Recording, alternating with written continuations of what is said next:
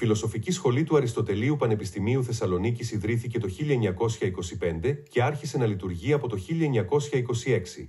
Το τμήμα Φιλολογίας της Φιλοσοφικής Σχολής λειτουργεί ως αυτόνομο τμήμα από το 1984-1985, όταν η παλαιά ενιαία Φιλοσοφική Σχολή χωρίστηκε σε επιμέρους τμήματα.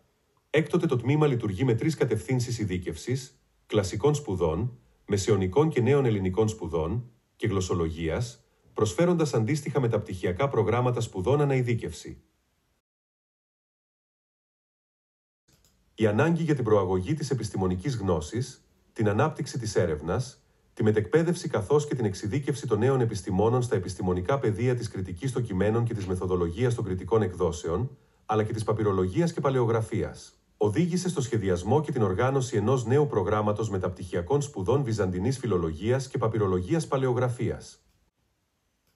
Στόχος του προγράμματος είναι η δημιουργία επιστημονικού ερευνητικού δυναμικού, που θα είναι καταρτισμένο στον υψηλότερο δυνατό βαθμό για την κάλυψη των αυξημένων αναγκών σε ειδικευμένους βυζαντινολόγους, παπυρολόγους και παλαιογράφους στο δημόσιο και τον ιδιωτικό τομέα εντός και εκτός της Ελλάδας, και που θα μπορεί να προχωρήσει σε σπουδές τρίτου κύκλου και να ασχοληθεί με την επιστημονική έρευνα, καθώς και στην ενίσχυση και διάδοση των βυζαντινών σπουδών στην Ελλάδα και το εξωτερικό.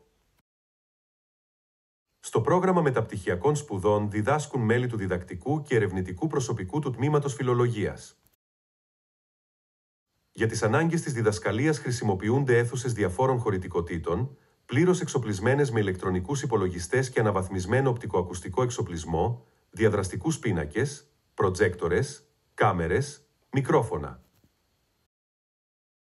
Οι μεταπτυχιακοί φοιτητές για την έρευνά τους μπορούν να χρησιμοποιούν το Σπουδαστήριο Μεσαιωνικής και Νέας Ελληνικής Φιλολογίας με 40.000 τόμους, όπου στην κύρια συλλογή του περιλαμβάνονται όλες οι σειρές εκδόσεων βυζαντινών κειμένων, κατάλογοι χειρογράφων και πολλές σειρές βυζαντινολογικών και παλαιογραφικών περιοδικών, μονογραφίες και μελέτες για τη βυζαντινή φιλολογία και παλαιογραφία, καθώς και συλλογή ηλεκτρονικών βιβλίων και περιοδικών.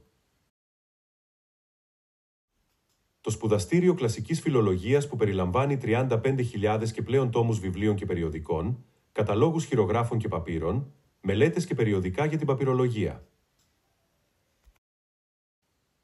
Σε συνεργασία με το Εργαστήριο Παλαιογραφίας από το 2016, είναι στη διάθεση των φοιτητών του προγράμματος μεταπτυχιακών σπουδών μεγάλη συλλογή ψηφιοποιημένων και σε μορφή μικροφίλμ χειρογράφων, καθώς και εξειδικευμένα μηχανήματα ανάγνωσης, ψηφιοποίησης και εκτύπωσης μικροφίλμ.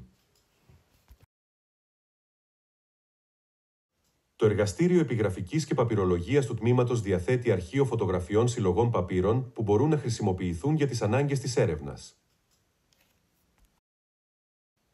Το Εργαστήριο Φιλολογίας και Νέων Τεχνολογιών επίσης, με άρτιο υλικοτεχνικό εξοπλισμό, διατίθεται σε διδάσκουσες διδάσκοντες για την υλοποίηση των μαθημάτων τους, αλλά και σε φοιτήτριες φοιτητές για προσωπική τους εργασία.